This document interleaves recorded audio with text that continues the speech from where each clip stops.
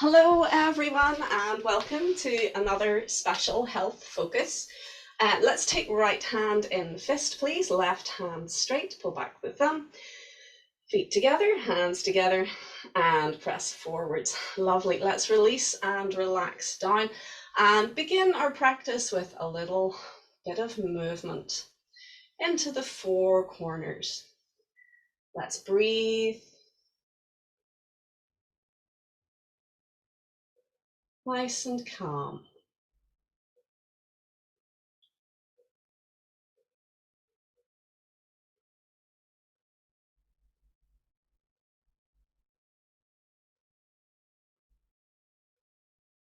Good, and let's change direction.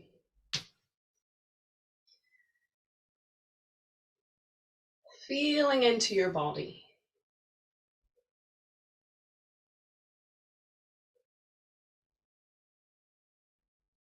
Good. Now, sometimes your body will do a little jump or jerk that you weren't expecting.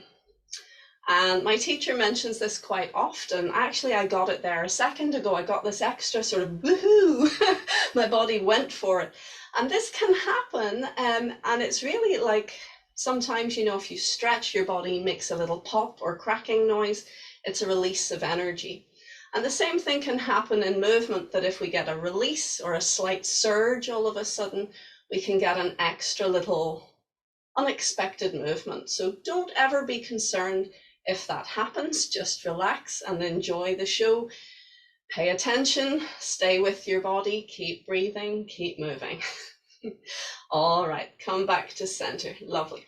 Now, earlier, before we started the recording, I actually spent about half an hour chatting with the student about how to deal with pain and working with your body in a gentle and holistic way. And I didn't record it, but I might do a little bit at the end of the class about that. So let's gently circle the ankle and circle the wrists. And if you can, try this. We're going to circle the two together. Wrists moving forwards one at a time. Good, and let's change direction. Breathe. Something I didn't mention in that earlier half hour is this concept of using the three harmonies to help recover from an injury. Let's shake out, please, and onto the other side. So we're going to circle the ankle, link the fingers, and circle the wrists. Keep breathing. Now, what is she on about? You may be asking, what are the three harmonies? We talk about them quite a lot in class, but it's easy for folks to forget. Change direction, please. The three harmonies basically means that what's going on in your upper body and extremities is mirrored, is also stimulating in your lower body and vice versa. Good, shaking out. So there are pairs, there are body part pairs, if you like, that work together in harmony. And it's easiest to see this, don't do this please, I'm just going to show you. It's easiest to see how this would work on a four-legged animal. So if you look at an animal that's on all fours, you'll see that their hands and feet are on a level, and their elbows and knees are on a level, and their shoulders and hips are on a level. And that's your three harmonies. So say if you had a painful hand, you'd really hurt your wrist or your hand, so much so that to actually directly work on it would just be out of the question. Say you'd broken a bone, for example, in your hand. So what do you do? Now, normally I say active recovery, you want to keep moving, but sometimes you literally can't. You can't move something because it's just too sore. So then what we would suggest in Tai Chi and Qigong is you look to the harmony. So if you've injured your left hand, you can't move it, then you would work on mobilizing and freeing up and looking after your left foot. And by doing that, it would actually give balance, give some energy into your hand. So you could actually stimulate that body part without actually going at it directly. A little bit, I suppose you could say, like acupressure or acupuncture, reflexology, where you have your feet worked and that can work your whole body. But in the three harmonies way, if your hands need help, work on your feet. If you've really hurt your elbow and it's just too painful to do anything with your elbow, then work with your knee. So you would do knee mobilizations, you would do knee strengthening. Likewise, if you've hurt your knee and it's just too sore, then do elbow exercises to help. It creates balance. Think of the energy in your belly as expanding in all directions to the extremities, to the fingertips and the toe tips, and contracting back into center. So if I have a point here that needs attention, but I can't touch it, I bring my energy to that level of expansion, and what happens above will stimulate what's below, and vice versa. So if I bring my awareness and my energy and work with my knees, it will help my elbow. And if the shoulders are sore, if they have an issue and you just can't help your shoulder by doing mobilizing and working the shoulder directly, then work on the hip. Release, relax the hip. You could even get a loved one, if they're happy to do a wee bit of work on your hip. They could actually do a bit of massage in and around that whole hip area if you can't do it yourself. And that will, through this concept of harmonizing, also help the shoulder. The way I think of it, it's a bit like a spirit level. If you're trying to get something level, you use this wee tube with a bubble. That if the tube is just right, the bubble will be in the middle. So if you imagine you got a big long tube with some water, no matter where you put the tube, the water level will be the same on both ends. So that's what it's like. If you put less water in, the level will be the same at a different level, but it'll still be the same. You'll never get one side of the tube with a lot of water and one side with a very little bit of water unless there's a block in the tube. So this is a really useful way, a useful technique. Good, let's do a little bit of turning waist. So have you got the theory? If your shoulders hurt, work your hips. If your hips hurt, work your shoulders. If your elbows hurt, work your knees. If your knees hurt, work your elbows. If your hands hurt, work your feet. If your feet hurt, work your hands. And you can even do diagonal. So if you can't work the foot on the same side, if you work on the opposite side, that will still have a balancing and energy promoting effect. Very good. Let's come back to center and let's do little circles, focusing on releasing through the arms. Breathe. Good. And we'll just take it that big. Let's change direction. Soften and release.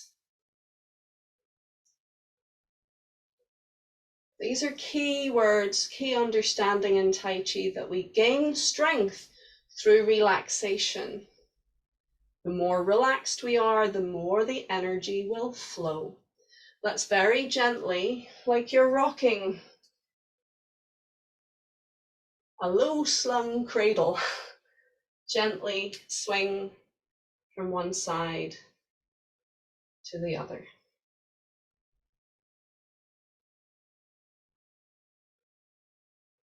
Good, take the hand to waist, and now we'll swing just one side. Breathe and relax.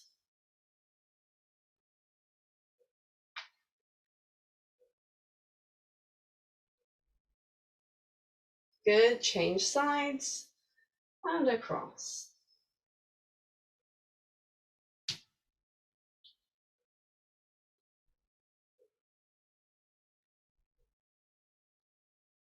Good. You often see the three harmonies in action, but the body balances.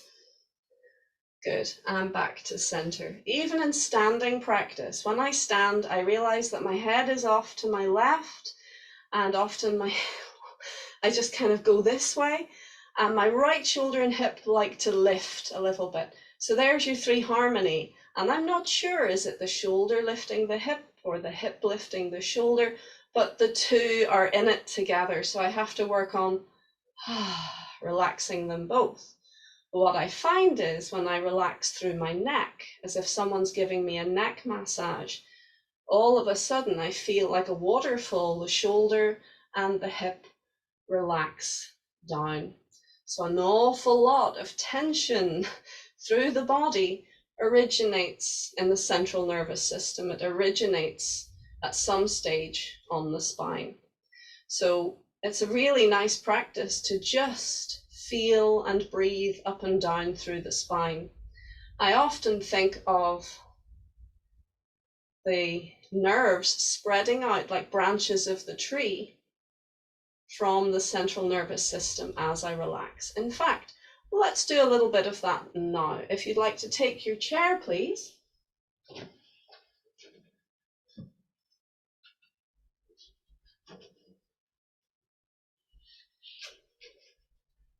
And this is a nice natural break. If you want to take a wee sip of water, that's fine. Cheers. I'm on Bengal spice today. It's another one of Celestial seasonings, my favorite. It's caffeine free, which is really nice. Okay, so let's float up, please, through the very top of the head, nice and light. The chin slightly down and back. And let's breathe for a few moments and calm.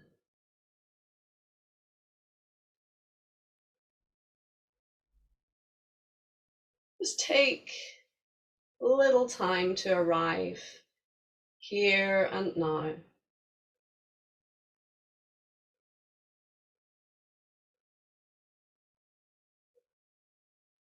Listening to your body, feeling into the environment around you.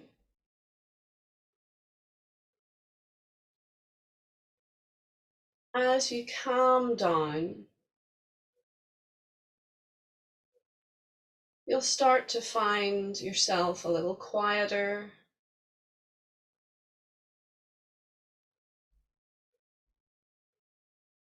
and sensations both inside and outside the body become more clear. And this is a typical response to relaxation, that we're listening and feeling into the environment,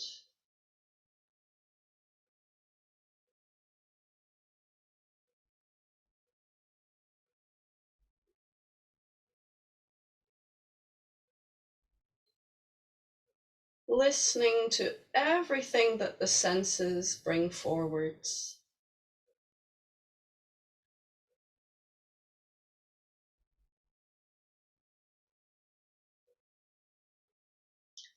Now, it's very tempting to start to pick which sensations are pleasant and which are less so. But we want to avoid that trap and simply treat every experience as a welcome guest. Listen and feel here and now.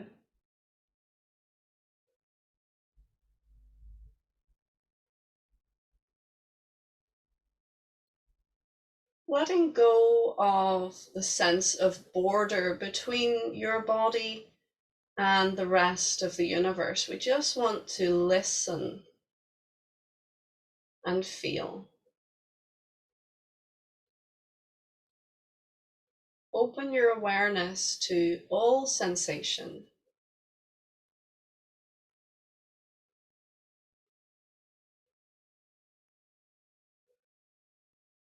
Allow your mind to observe, to experience, and to let go.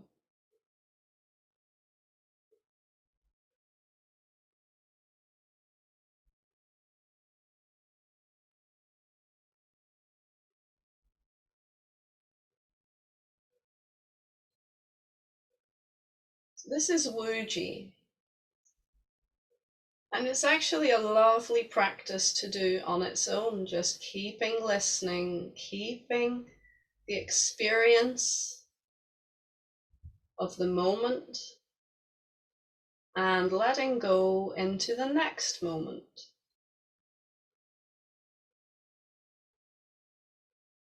That in itself can bring deep relaxation and healing.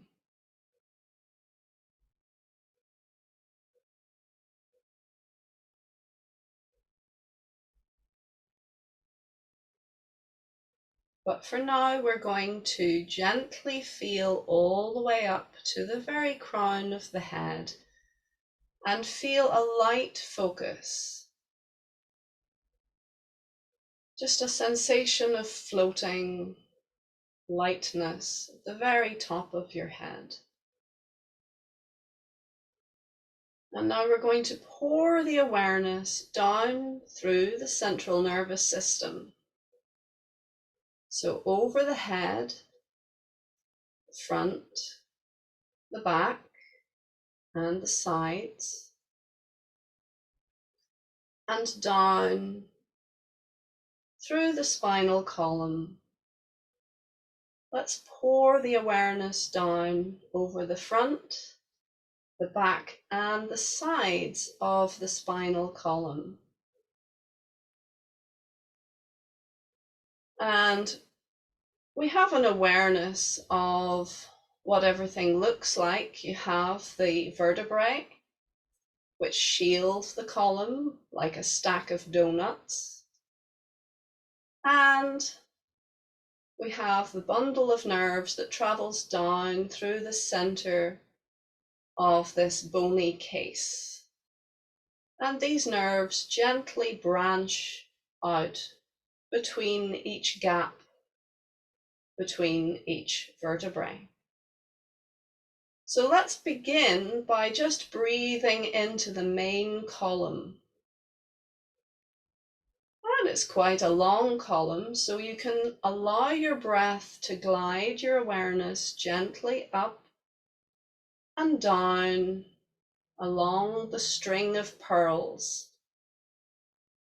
You can think of the vertebrae as a string of pearls. The string is your bundle of nerves. We're just gently gliding the awareness up and down. Soft focus.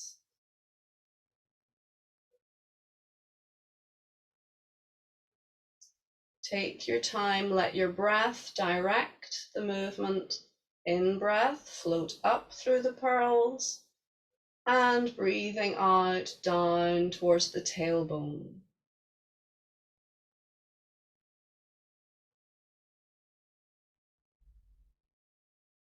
Gentle focus.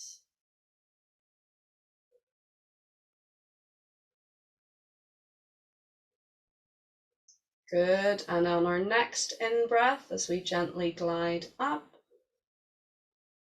as we breathe out, we're going to think of the nerves gently branching out between the vertebrae, through the neck, the upper back, the waist, the lower back. And again, breathing in, float up. Breathing out, release through each vertebrae. Think of those branching nerves. Release, release, release. And our nerves are incredibly fast.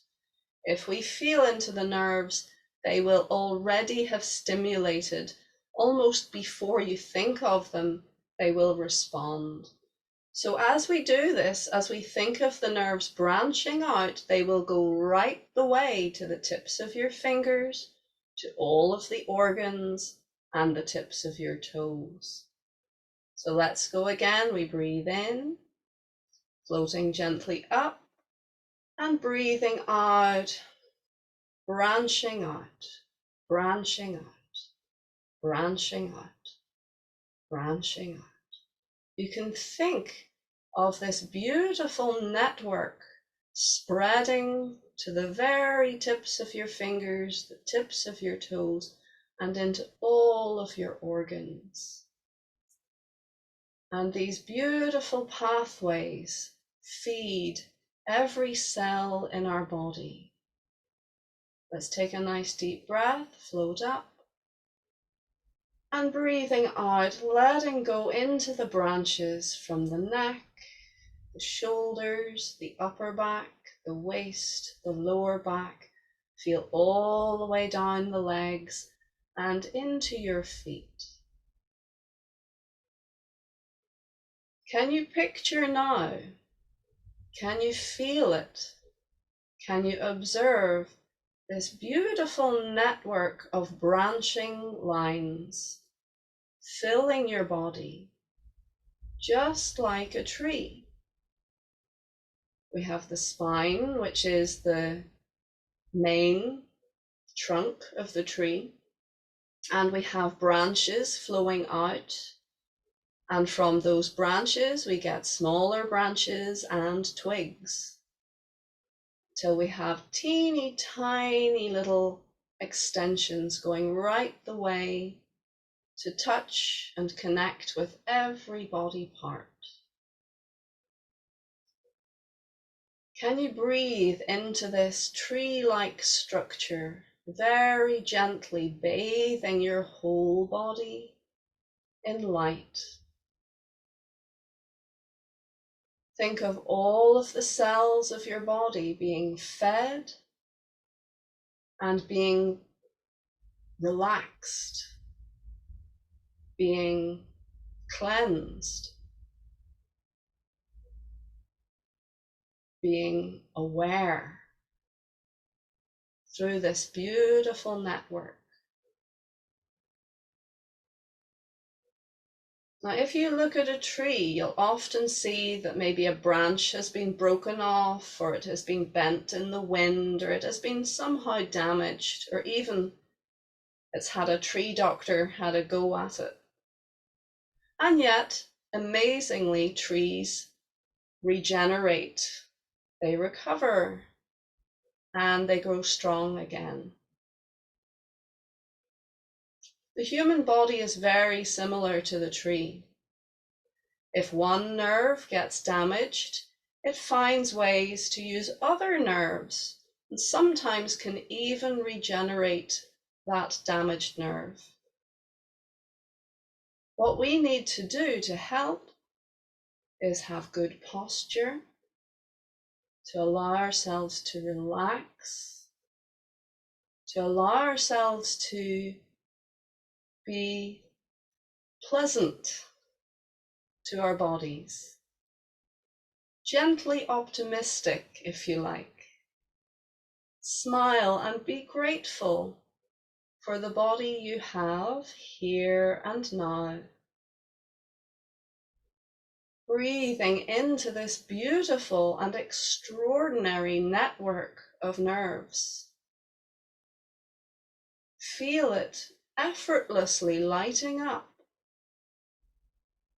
and healing you with every breath.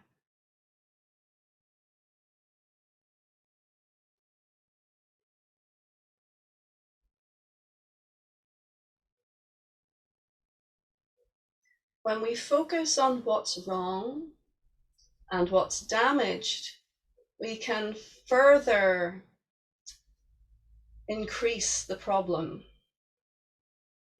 Of course, it's important to be aware and realistic of what's going on in our bodies. But always keep the door open for the possibility of healing. let's bring the awareness more towards the gratitude of what we can do, as that brings the energy to a more open and flowing state. Feel what you can feel.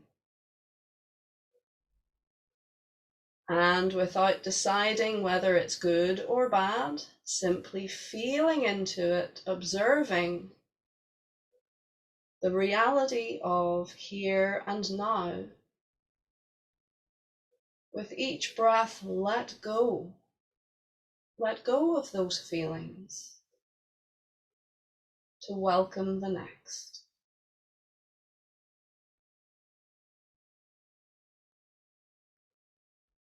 Feel into your body now and smile, at least inwardly, and say thank you, at least inwardly, to this extraordinary mechanism, this vehicle for your life force.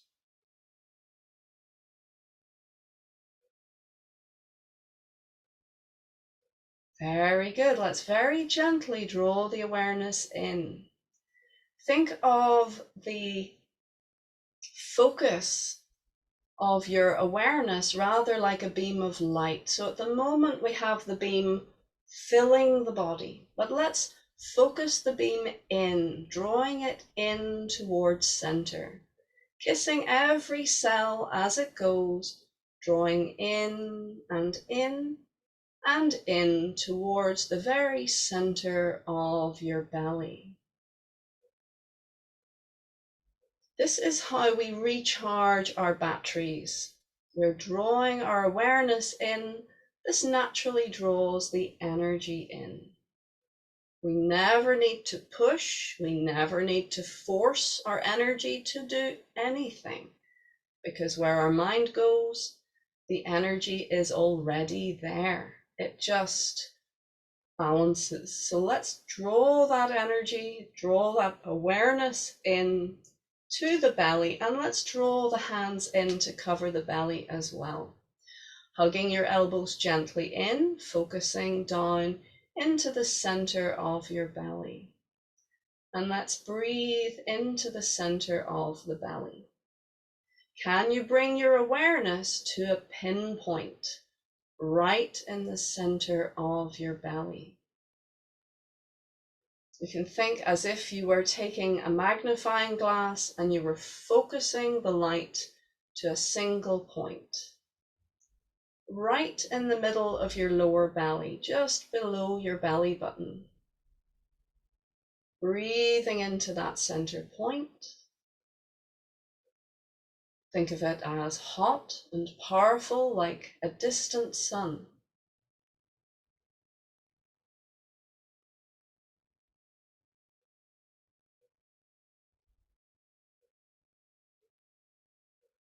This is your own personal center of the universe.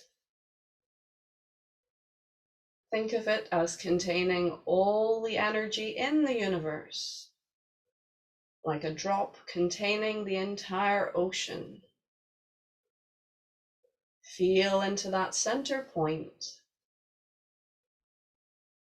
and feel your energy is stronger.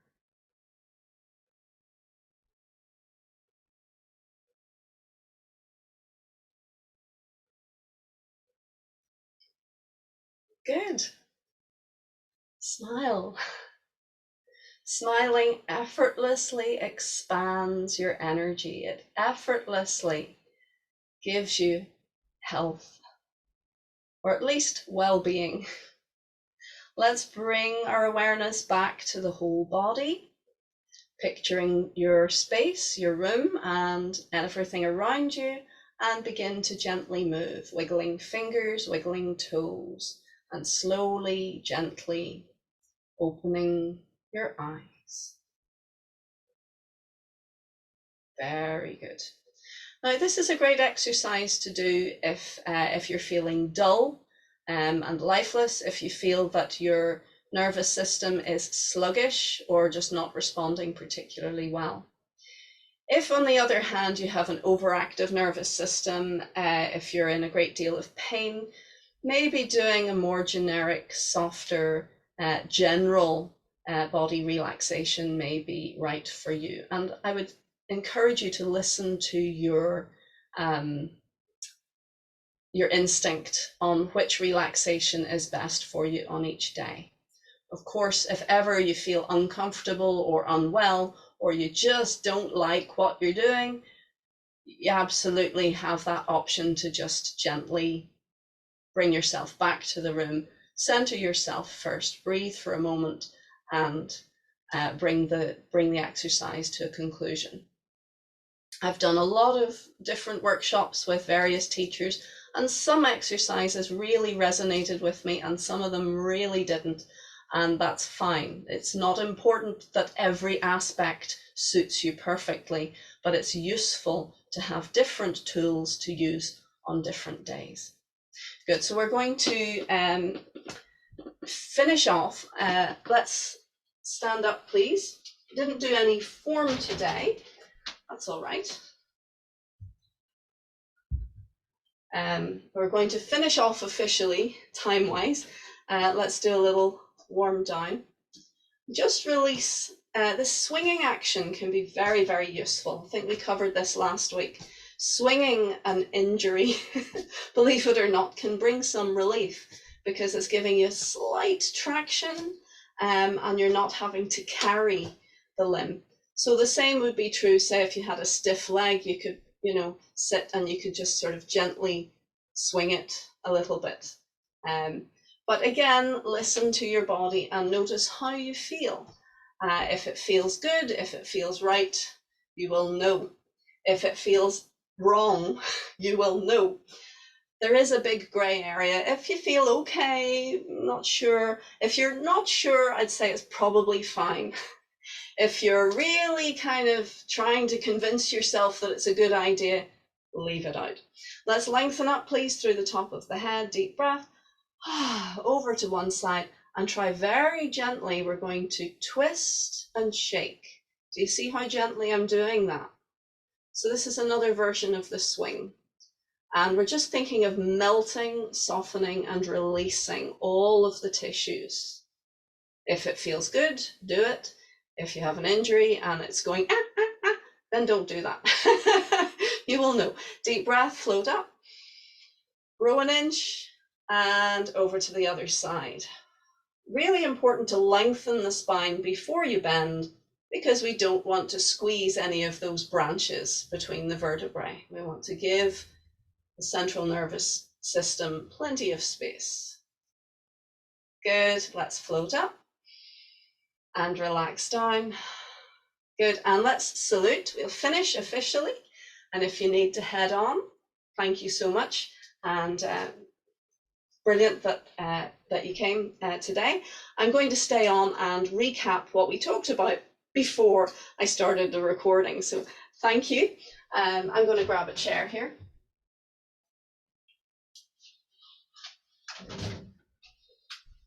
Okay.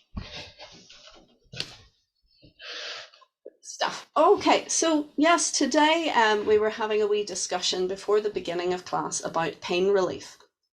And if you've ever been unfortunate enough to have major pain relief, you'll know that an awful lot of the major things that a doctor might give you, a Western doctor might give you, are opioid based. So that's opium derivatives.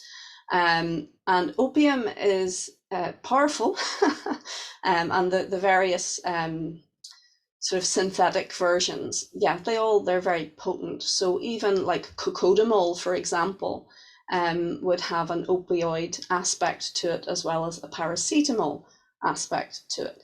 Now, I'm not a doctor, and you know that, so I'm just sort of putting it out there that an awful lot of painkillers are based on that kind of thing. And as you know, that if you take a lot of paracetamol, that's not particularly good for you. You can overdose on it, so you have to be very careful to avoid overdosing. It can really be quite harmful to you if you do. And of course, opium and the derivatives tend to be addictive. So sometimes, of course, if you're going through a lot of pain, you may have no other option. And of course, it's always good to check in with your doctor and talk to them about what's going on. But of course, if it's a physical thing like an injury, a pulled muscle, or whatever else, often we're directed towards physiotherapy or other therapies, and they can be very, very helpful indeed. And that's great. But if you want a bit more to help you from the holistic point of view, it's useful to use complementary therapies on top of it. Do you hear the word complementary? I'm not saying alternative. Now, it's up to you if you want to go the alternative route and to completely shun Western medicine. I'm not going to tell you to do that. I may have decided to do that in some circumstances in my life, but it's not my business to tell you. But anyway, I'm going to tell you a little bit of stuff about complementary therapies that you can add. There are complementary things that you can do to also help. So we mentioned arnica ointment. Don't know why I did that. Arnica ointment. It's a very well-known herbal medicine. It's used a lot, well, here as well, but also in Europe, and it's a very traditional medicine. Arnica is a kind of daisy, and actually you can make a sort of homegrown version just with daisies from your garden or oxeye daisies, and you pluck them with good intent. If you're going to go the holistic herbal route, the way of doing things is you show respect to the things that are helping you. So you quietly, inwardly say to the plants before you harvest them, please may I harvest you to make the best medicine, and you cut them and then you thank them. That is the format that we go by. And actually it does, I'm told, and I kind of believe it, it makes a big difference rather than just going along and ripping it out of the earth and using it. That's a bit rude to something that's living and that's going to give you medicinal use. If you're going to go that route, be respectful to the earth and to the plant itself. But anyway, daisies, great. So oxeye daisies or your commoner garden daisy, you can harvest a bunch of them, chop them up fine, and stick them in a vegetable oil. And that makes a really nice salve. So you'd want to put them in a nice clean jam jar, fill the jam jar until it's like a little spongy trampoline. So it's right up to the top, but you can press down on it and it bounces back. That's the right amount. And then you would pour your vegetable oil on. I would use olive oil, extra virgin olive oil. That's my preference. You could use a nut oil if you want. I wouldn't use, like crisp and dry or anything like that. Get a nice, if you can, organic, extra virgin, cold pressed or whatever, something nice. And you pour it on top till you fill it right up until it's absolutely at the brim. Then get a chopstick or something and make sure that all the air bubbles are out. And then make sure again that it's absolutely to the top in a nice clean jam jar. Put the top on, label it with with what's in it, the daisies or oxeye daisies, and the date that you made it. As soon as you've plucked them, chop them up and do it. Don't let them sit. Don't let them, go stale, so to speak. And then pop the jar in your hot press. So in a nice warm, dark place for 3 or 4 weeks minimum. And that will make your nice salve. It's a very useful thing for bruising, but for anything, you can use it topically. So as long as the skin isn't cut, if the skin is open and raw, then you don't want to be rubbing stuff in. You could introduce infection into your system if it's raw. But if the skin is unbroken, but you have bruising or you have micro tears, Or even, you know, if you've soft tissue like ligament injuries or anything like that, if you're able to touch it without pain, then you can use that stuff to rub it in. So what I'd say, after you have left your jar in the hot press for a while and it's ready to be used, you want to take it out and you want to squeeze out the oil from the plant material. Because at that stage, the good stuff, the medicinal stuff in the daisies has then gone into the oil. So you could use like a cheesecloth. So you put the cheesecloth in a nice clean bowl, pour the contents of your jar into it, and squeeze out the oil. The oil is what you want. And when you've squeezed as much as you possibly can out, then you take the organic matter, the remains of the daisies, and thank you very much, and compost bin. you put them back into the earth. And there, the oil you can keep in a jar, you can keep it in your fridge at that stage, or in a cupboard, and you have your own homemade arnica type stuff, daisy ointment. So it's very good, very useful. Or you can just use arnica. I suggest Wellida. That's my preferred brand. I think they're very good, and I like their ointment. I prefer ointment to cream. It's kind of sticky and oily, but it's very good. And you would rub it into wherever is sore, and then you would occlude it. So that means that you cover it with clothing, or you could wrap a gentle, not tight bandage around it if you want, but just putting on a nice loose t-shirt, keeping it warm, so it helps the skin absorb the elements that are beneficial, and it is actually drawn into the bloodstream. And this is what we were talking about at the beginning of class, that things applied topically can absolutely and do go into your bloodstream. But if you're using, say, a barrier ointment like Vaseline is a petroleum-based product, and its molecules are too big, they cannot be absorbed into your skin. So that creates a barrier. So it's very useful if you have chapped skin, that you can create a barrier putting Vaseline on. And so petroleum-based products, skin products, they produce a barrier, it doesn't absorb. However, your oil, your cooking oil, for example, your vegetable-based oils, the molecules are small enough that they do get absorbed. They allow it to go into the bloodstream. But really, it's just a carrier. You have what we call we just call it a carrier oil. Yeah. So it's just a sort of delivery system that then you can put the good stuff, the herbs in. So essential oils, for example, will be drawn into the bloodstream if you apply them topically, diluted in a carrier oil. You never want to put an essential oil on neat, unless it's like tea tree for, you know, helping to treat a wound, to disinfect. That's different. But you would never put essential oils neat normally on your skin. But vegetable oil, say about an egg cup full of vegetable oil, you could put up to, well, at the very most, they say 30. I would normally go not much higher than 15 drops of various essential oils. And you have to be careful if you're using essential oils. They all have different properties, they do different things.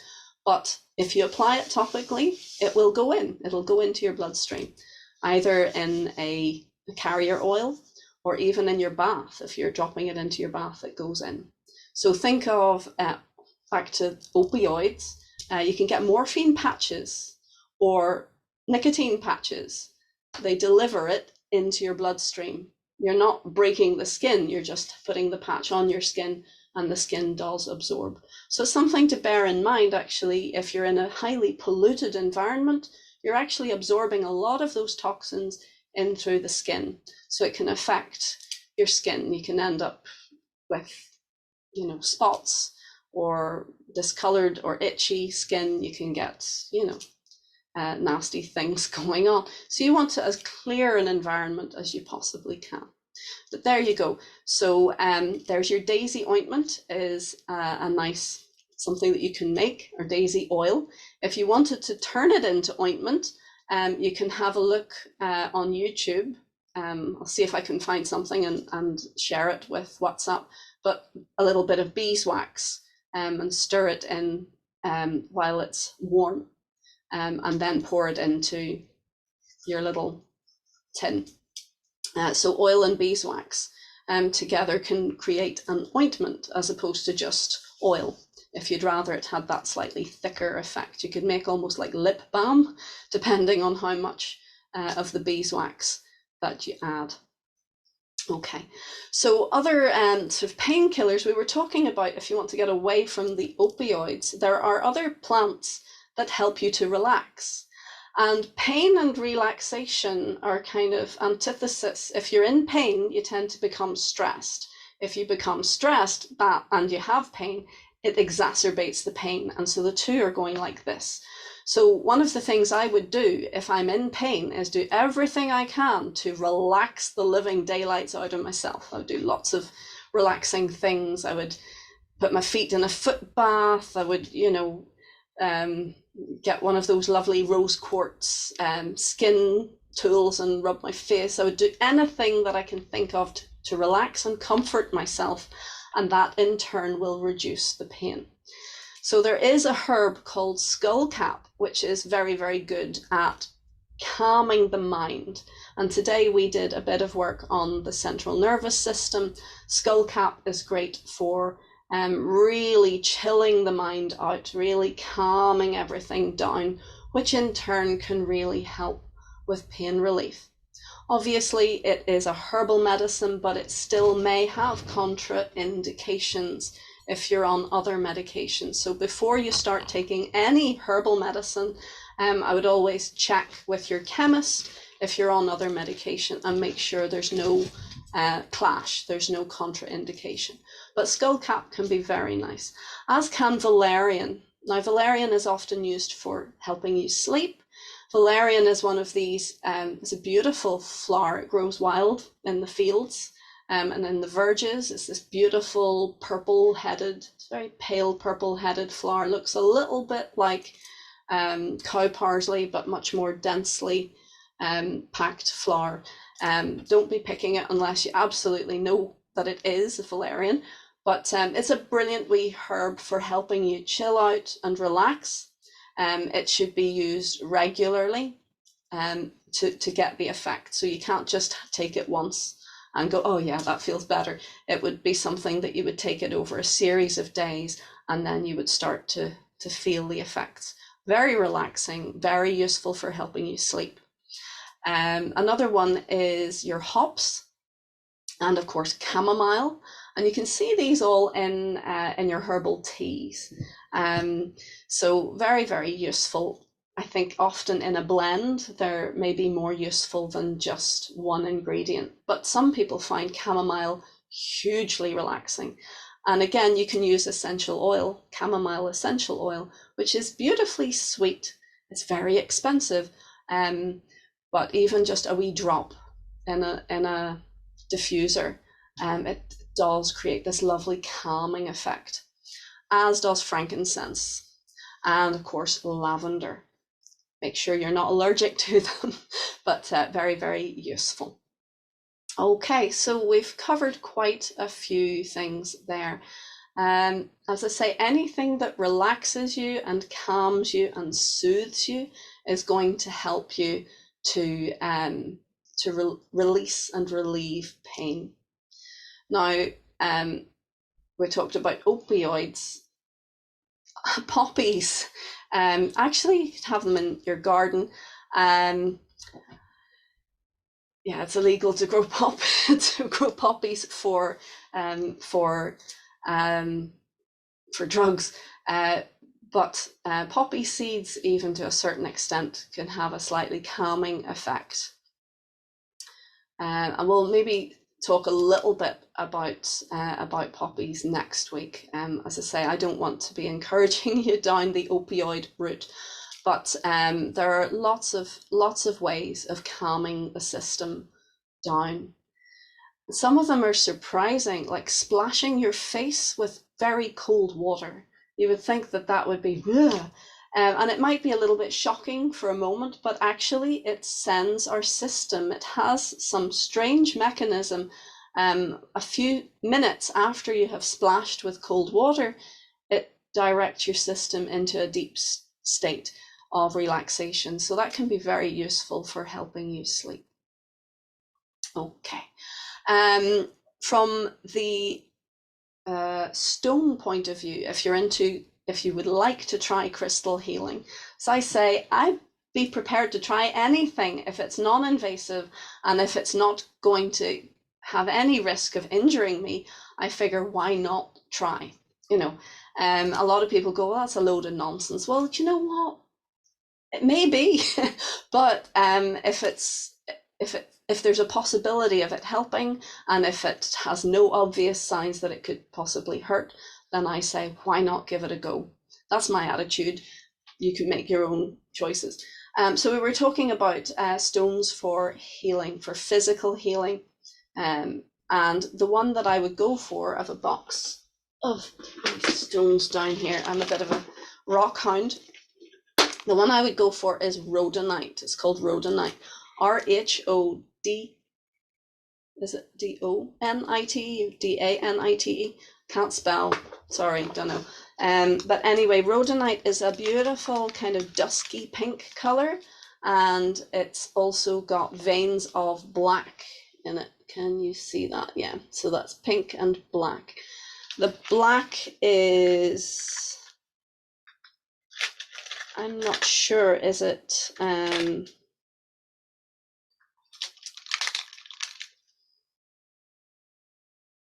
tourmaline?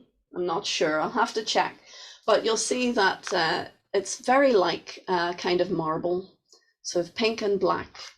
And all the rhodonite pieces that you'll ever see, they'll be unique. So here's one that's just pink. It doesn't have any of the black, but it is an incredible healing stone, both for physical issues and also emotional trauma. So when I wear my rhodonite, you can tell it's when I'm wanting to kind of nurture myself and look after myself a little bit. But what you would do if you wanted to help with, say, a bruise or a ripped muscle, as long as you can touch it without pain, then I don't see that this would be any bother to you. You take a polished piece of rhodonite, you would wet it, and you would take it directly onto the skin and just gently rub around, or even just hold it to that point. And you might think, well, why?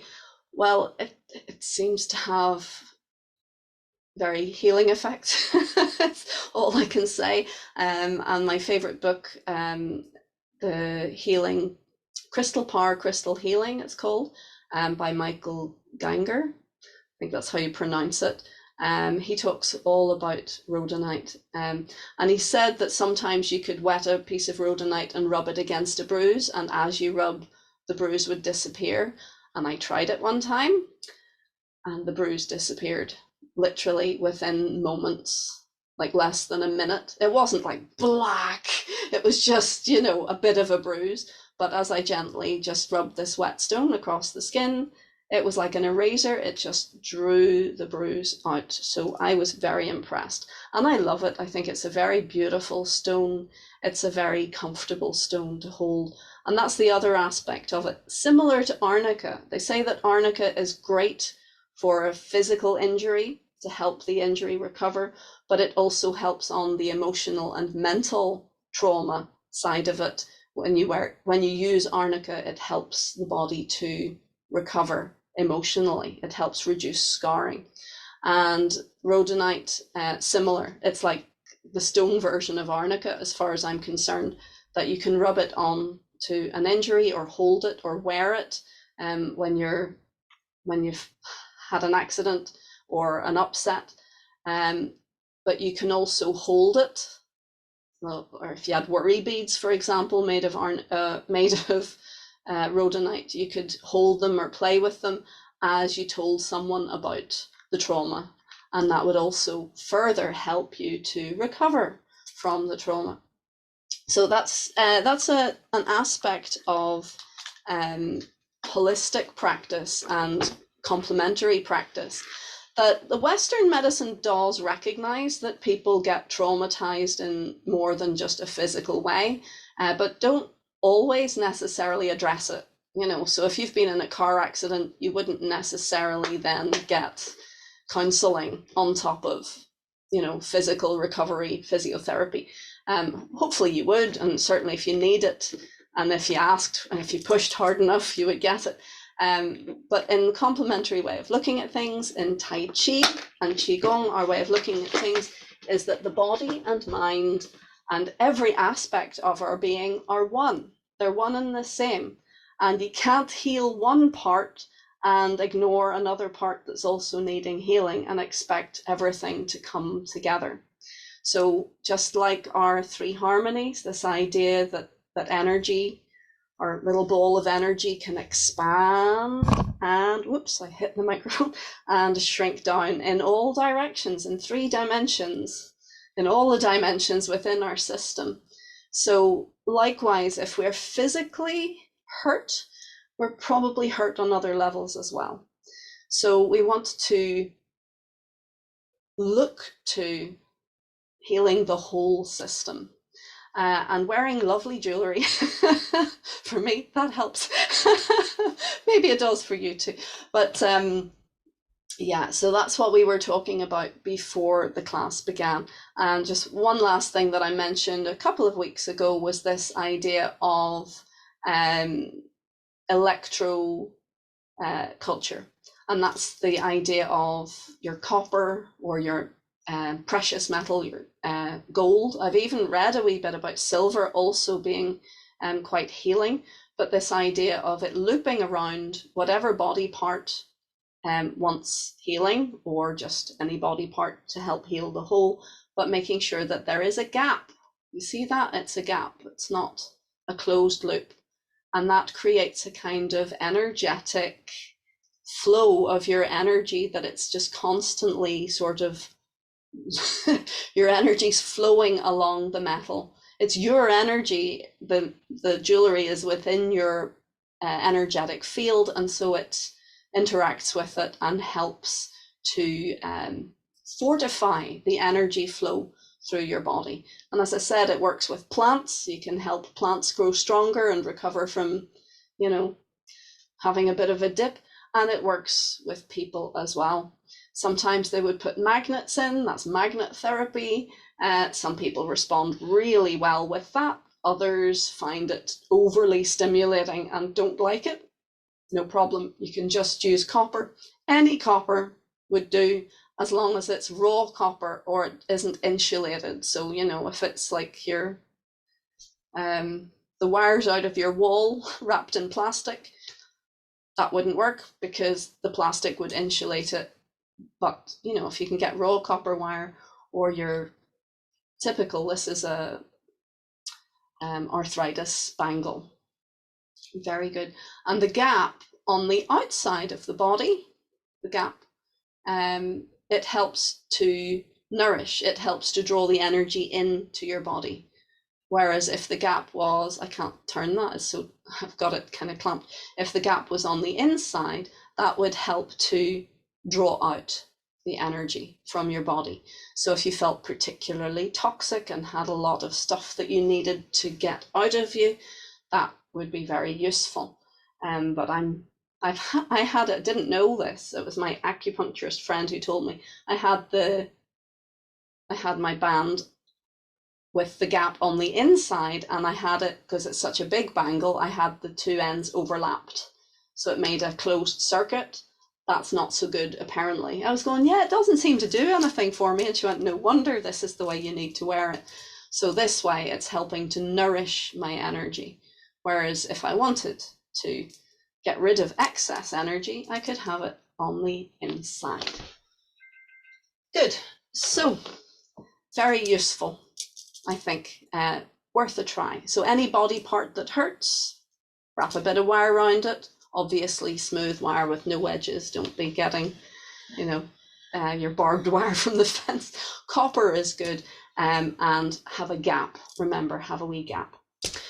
Good. I hope you enjoyed that today. A little bit different class. Next week, we will look again to more of our physical movement and Tai Chi. But thank you so much for joining me today.